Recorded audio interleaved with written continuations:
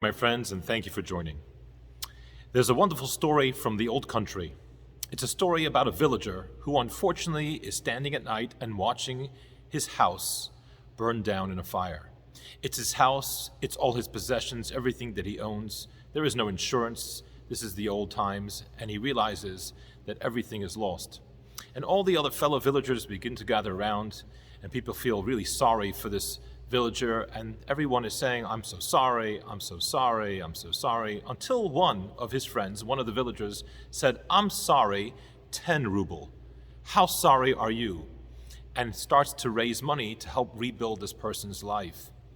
And the moral of the story, of course, is that sometimes in life we witness certain terrible destruction, devastation, tragedy, and a lot of people speak about how sorry they feel, talk about their outrage, talk about their anger, and so on and so forth.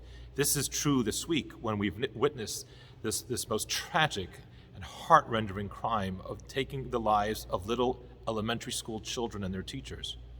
And a lot of people are talking about their feelings, feeling sorry, outraged, and so on and so forth. But what we have to ask ourselves is, what are we doing? Not just how sorry we feel, but what are we doing about it? Torah, Judaism, is a religion of action. At the beginning of this week's Torah portion, the end of the book of Leviticus, God talks about being loyal to God, but not in how we feel, that we feel connected to God and we feel love for God, but God says it's about what you do. If you go in God's ways. Ves mitzvotai tishmeru, and you will observe the mitzvot. Ushmartem osam, and you will do them. Vasisem osam, and you will do them. It's about the actions that we take. It's about the things that we do. And we have to ask ourselves, when we witness such tragic and horrific event in our society, what are we doing? What is our contribution to making our society a kinder, a nicer, and more safe place for our children?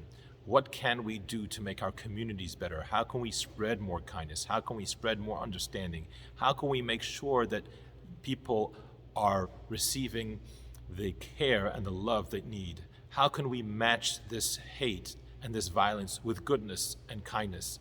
It's not good enough to be sorry. The question is, are we sorry 10 ruble? Are we sorry enough to do something, to take action?